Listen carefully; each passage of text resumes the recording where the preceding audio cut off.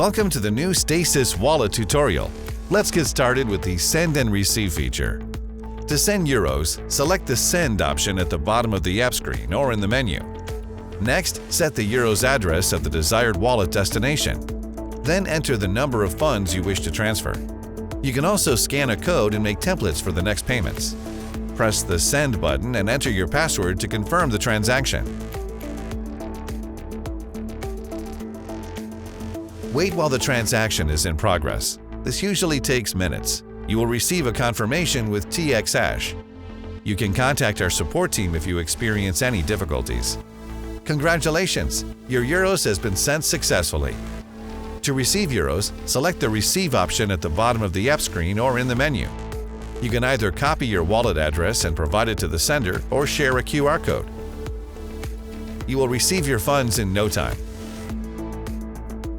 as well as confirmation with TX hash. Please note that all transactions will be displayed in your history in the lower part of the screen. Stay tuned for the next tutorials.